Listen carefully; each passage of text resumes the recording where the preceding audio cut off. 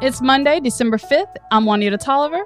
And I'm Josie Duffy Rice, and this is What a Day, hoping that Kiki Palmer stays as fun and bubbly as she is now, long after she becomes a parent. I'm looking at you, Josie. You're the only parent in this conversation. I gotta say, fun and bubbly, not how I would describe myself after becoming a parent, but hopefully she can be the first person to pull it off.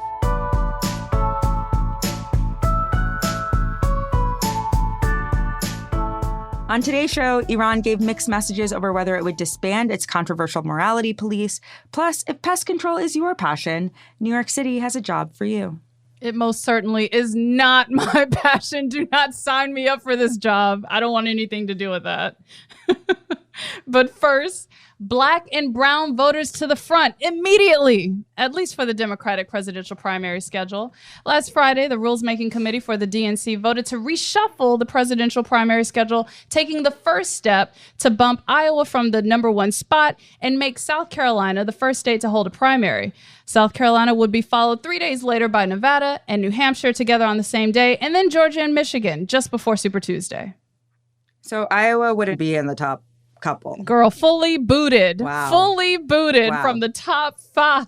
Got it. And this is a massive shift, right? Like, especially when you consider that some primary candidates usually drop out after Iowa and New Hampshire before a diverse electorate even has a chance to vote and weigh in. So this new schedule is going to change all of that, including which voters have an outside voice in selecting the Democratic nominee for president, which issues candidates focus on and build a platform on, which media markets see the big spins in campaign ad buys, and most importantly, for me anyway, which regional food and good eats get all the shine in 2024. Gotta say, as a Southerner, South Carolina is going to have better food than Iowa. Just going to throw that out there. Bring it on, I'm right? ready. Like, honestly, candidates and strategists better throw out whatever playbooks they were using in the past, because each of these states being elevated have large, diverse populations of Black, Latino, AAPI, and Indigenous people, and voters are going to expect an intentional and meaningful focus on the issues and priorities affecting their communities. And considering that the Democratic base is largely comprised of Black and brown voters, this is a huge step in recognizing the critical role that Black and brown voters have played within the political party since they got the right to vote. And I assure you, voters in these states will be expecting the same parade of candidates, engagement, and Democratic Party investment that Iowa has enjoyed for more than 50 years. Yeah, that is absolutely right. This would be a major step in the right direction when it comes to actually representing the base of the party. Speaking of Iowa, I'm sure the Iowa Democratic Party is thrilled about this. Just kidding. I feel like they are not going to go quietly into the night on this. Is that right? That's absolutely right. And a lot of folks will likely miss the draw of the Iowa Fair and fried Twinkies and Oreos, which, Josie, fried Twinkies are delicious, okay? That's not true. That's but we can agree on fried Oreos, but fried Twinkies are a no. But Iowa doesn't really have a strong position to argue against this change, considering how they fumbled the bag and the early vote count during the 2020 Iowa caucus that didn't name a winner until days later. Add that to the fact that the population of Iowa was pretty homogenous, with about 96% of the population identifying as white in the most recent census. It seems like a no-brainer. Right. During the Rules Committee vote, Iowa and New Hampshire were the only objecting votes, but that was to be expected, of course, since New Hampshire has a state law that, quote, requires the state to hold the first primary in the nation.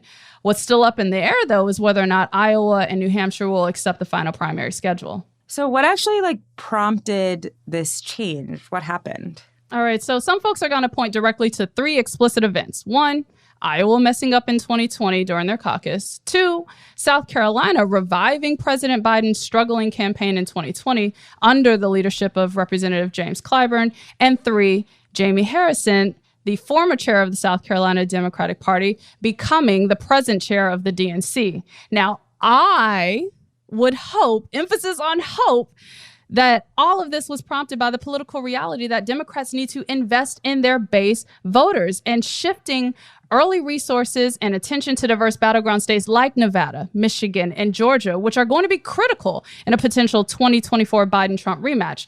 President Biden hasn't officially announced a re-election campaign, but starting in South Carolina definitely starts him off with a bang. So is this is it a done deal? What comes next? Not quite done yet. The DNC still has to have a final vote early next year to lock all of this in, but the hope is that the final vote will also garner overwhelming support. Now, there is still the possibility that there could be legal challenges, especially in the case of New Hampshire, which I mentioned has a law on the books saying they need to be first, but we're going to keep following this and we'll keep y'all posted with updates. Great. Okay, so in other election news, I know the Supreme Court has been extremely active lately, destroying fundamental right after fundamental right. But believe me when I say that the case they're planning to hear this Wednesday is really, really, really worth paying attention to. That is when the Supreme Court will hear Moore v. Harper, which is likely going to be one of the biggest cases of our time. In fact, one of the lawyers in the case calls it, quote, the most important case since the founding for American democracy. Not like a small statement. And let's just say, given who's on the Supreme Court right now, it's not looking good. It's not looking good. Right. I feel like we need to cue the gloom and doom so people understand how bad this is. Like, I feel like we already know what to expect and from whom to expect the most ridiculousness. Cough, Clarence Thomas. But before I jump to all of my conclusions, would you tell us a little bit about this case? Honestly, on first glance, this case seems kind of like narrow. Basically, the U.S. Supreme Court will decide whether, according to the Brennan Center, quote, the North Carolina Supreme Court has the power to strike down the legislature's illegally gerrymandered congressional map for violating the North Carolina Constitution. Basically, North Carolina state legislators are arguing that, quote, independent state legislature theory means that the state courts and state constitution have no power when it comes to federal elections. This all sounds kind of theoretical, but let me tell you how it came to be. This case came to fruition last year when North Carolina's Republican state legislature passed a very extreme gerrymandered map in order to ensure a Republican supermajority in the state. And when I say extreme map, I mean the most extreme of maps. Extreme. According to the Brennan Center, this map was a radical statistical outlier more favorable to Republicans than, are you ready? 99.9999% of all possible maps. Basically, the Republican legislature did the ultimate gerrymandering. They reached the peak of gerrymandering. Look, this sounds like Herman Cain's dream number, but beyond that, they clearly are cutting out the impact of college town, Democratic hubs, cities across the state. Like this, they use surgical precision here. Yeah. And this is cutting out a lot of brown voters, young people, Democrats. Like, this is wild. And it makes it clear what their horrible intentions are. Yeah, they basically were like, how can we make it so no Democratic vote counts? And they did that to the maximum extent. Once again, 99.9999. Okay. So now the Supreme Court has ruled that federal courts can't hear partisan gerrymandering cases. So voters in the state who were like, what's with this map? They brought a case in state court saying, among other things, that this absurdly gerrymandered map violated the North Carolina state constitution's free elections clause. And so the North Carolina Supreme Court agreed with the voters, and they struck down the map, saying it was, quote, designed to enhance Republican performance and thereby give a greater voice to those voters than any others. That is a fairly strong statement for the state Supreme Court, and also kind of an understatement, right? It's not just greater voice, the only voice, right? Republicans, though, even though their map was, the state Supreme Court was like, no, this map is crazy. The Republicans were like, we will not be deterred from their efforts to subvert democracy. So they introduced a second gerrymandered map. Of course. That one was also rejected. Two Republican legislators decided to ask the conservative activist Supreme Court to decide whether or not this was even allowed.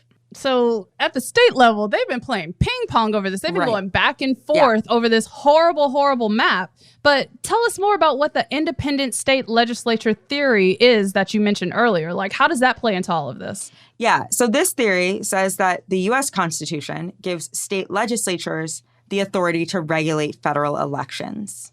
And to be clear, I mean state legislatures alone, without any checks and balances. So no input from governors, no vetoes, no input from state courts, and no say from the state constitution. State legislatures get to do what they want. So this is, needless to say, an insane theory, just crazy. And to quote the Brennan Center again, it runs contrary to the constitutional text, history, practice, and precedent. I mean, but here's the thing. The Supreme Court has already rejected all of those things in terms of constitutional text, history, precedent, and practice. So I feel like this is right up their alley. Yeah. I mean, the Supreme Court is like full of people who like love the framers, who love originalism.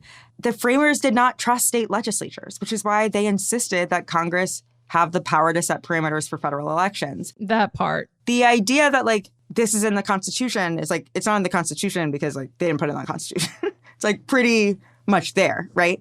And this theory basically like eliminates any semblance of checks and balances, which you may remember if you've ever taken first grade basic civics or whatever. It's so basic. Is the number one thing they talk about in American governance. And this theory basically eliminates them. I mean, this could end up meaning a lot of very bad things for voters and elections. Like under this theory, there's no reason that a state legislature couldn't decide to just like give all their electoral votes to Trump, even if most of the state's votes went for Biden. I'm in Georgia. It's a Republican state legislature. When we went blue in 2020, there's no reason under this theory that the state legislature couldn't just be like, well, actually, we want to give all these votes to Trump. There's just like nothing preventing that. And there's no one we know he was calling them. He was calling Georgia. He was calling Arizona. Exactly. He had legislators from Pennsylvania and D.C. for his lunch. He had Wisconsin legislators. Like they were ready and willing to do exactly that for Trump. And that's why I'm like, look, making this ghost face like, what? Right. Because that could become a reality. Right.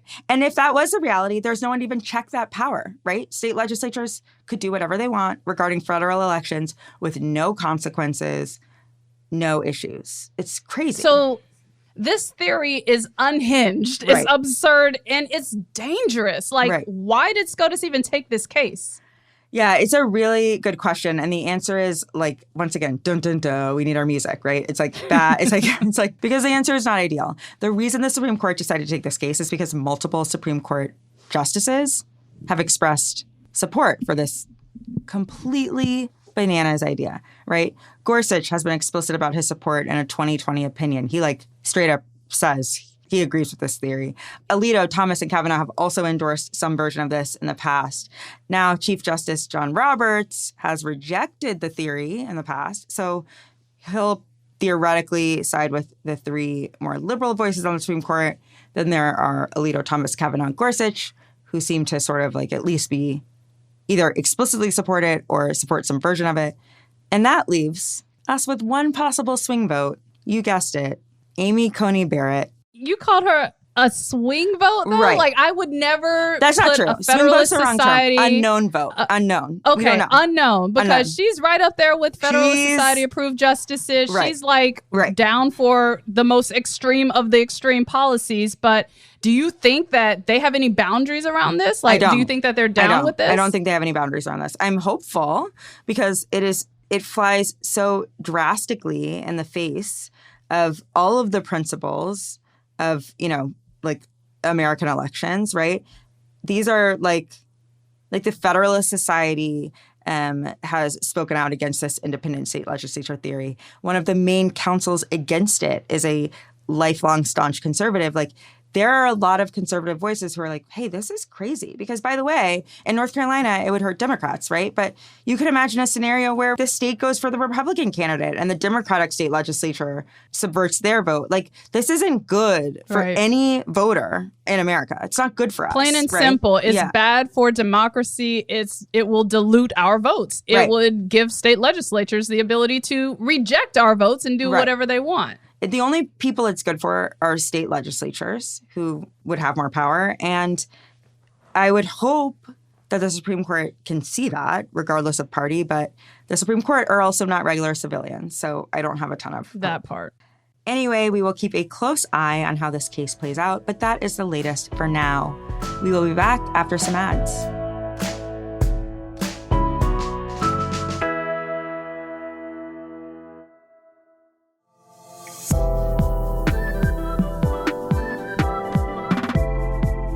What a Day is brought to you by Simply Save.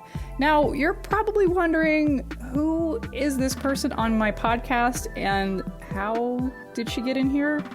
Anyway, don't worry, I'm Lita. I'm one of the producers on the show. And if you're like me, you're probably not too keen on random people showing up unannounced like I just did.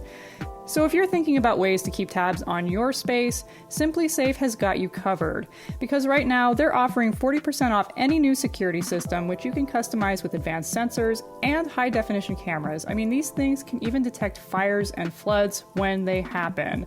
And with the top-rated Simply Safe app, you're in total control of your system at any time, anywhere. So don't miss your chance for massive savings. Get 40% off any new system at simplysafe.com/whataday today. That's simplysafe.com/whataday. There's no safe like Simply Safe.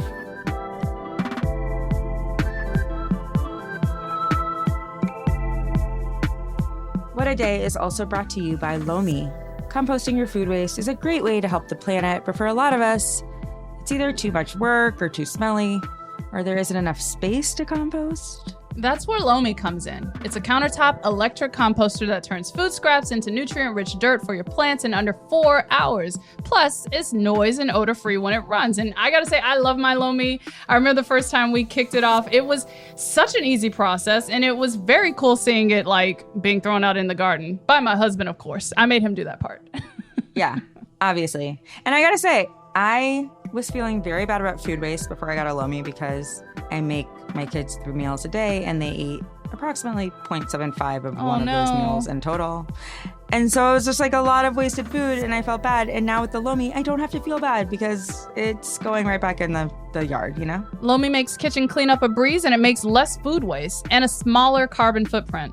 If you want to start making a positive environmental impact or just make cleanup after dinner that much easier, Lomi is perfect for you. Head to lomi.com/WAD and use the promo code WAD to get $50 off your Lomi. That's $50 off when you head to lomi.com/WAD and use promo code WAD at checkout. Food waste is gross. Lomi is your solution. With the holidays just around the corner, Lomi will make the perfect gift for someone on your shopping list.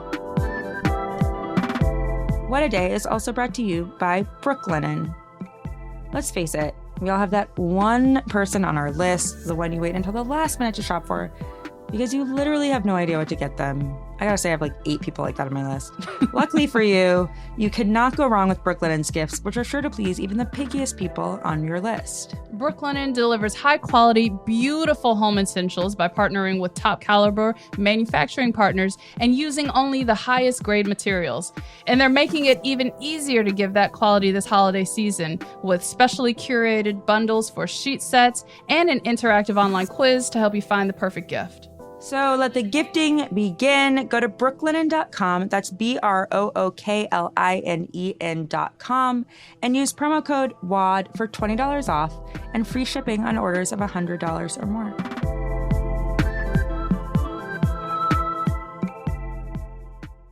Now let's wrap up with some headlines. Headlines.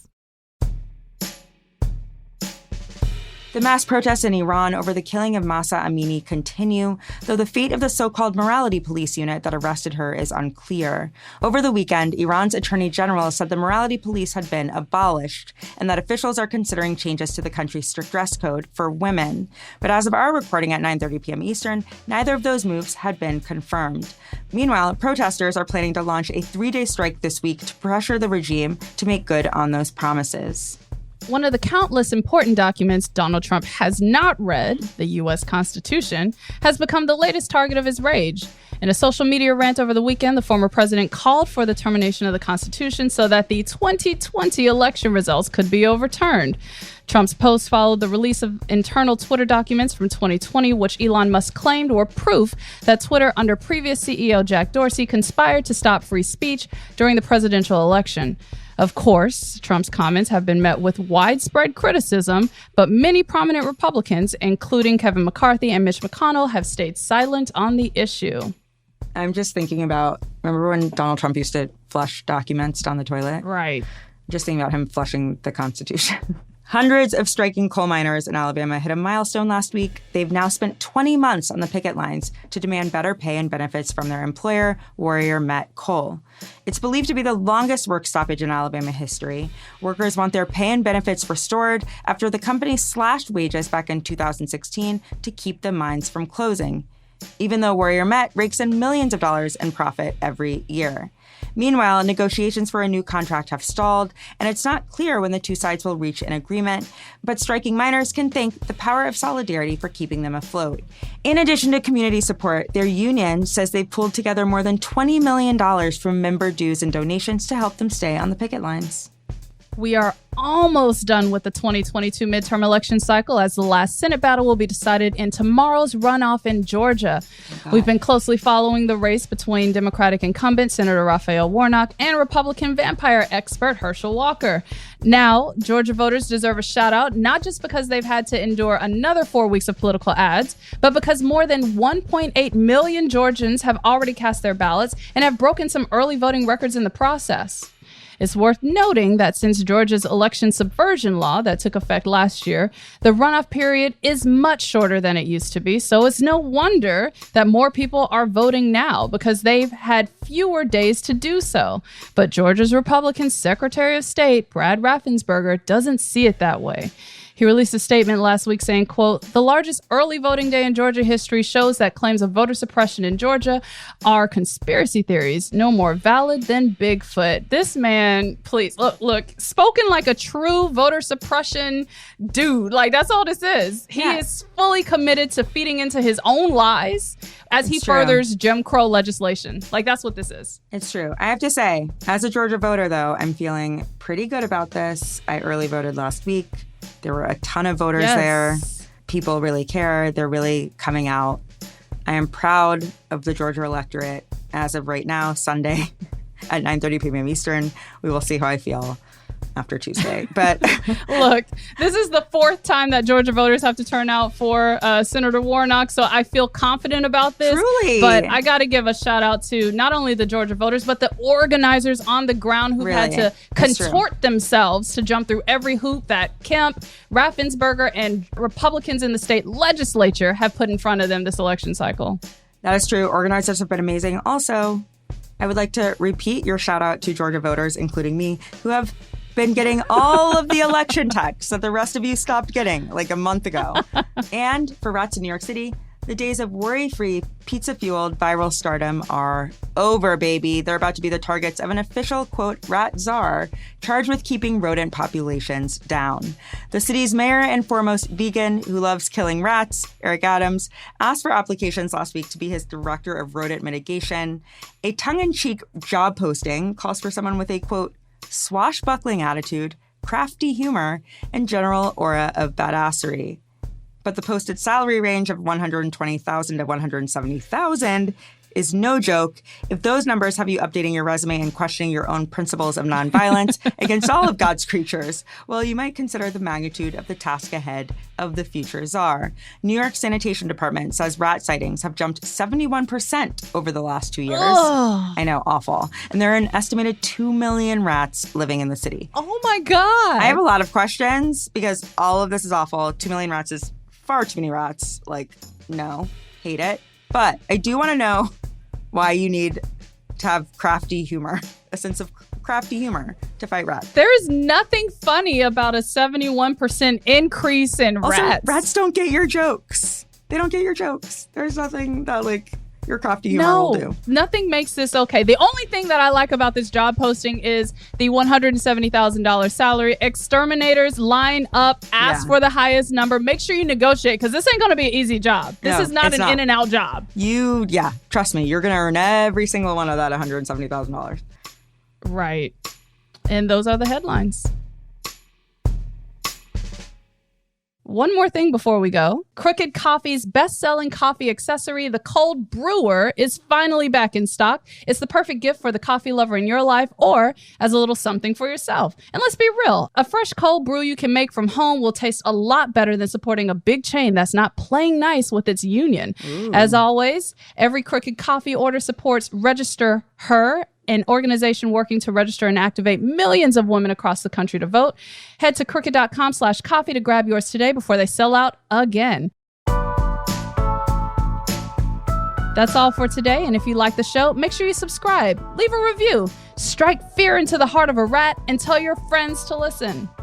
And if you're into reading and not just vampire scholarship by true vampire experts like me, What a Day is also a nightly newsletter. Check it out and subscribe at crooked.com/subscribe. I'm Josie Duffy Rice. I'm Juanita Tolliver. And dry out the Constitution, Donald Trump.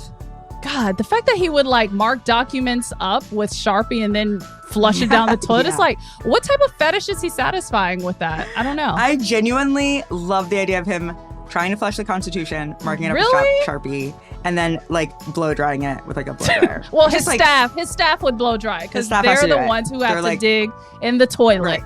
Yeah. We can't let Merrick Garland find out that this man tried to flush the Constitution.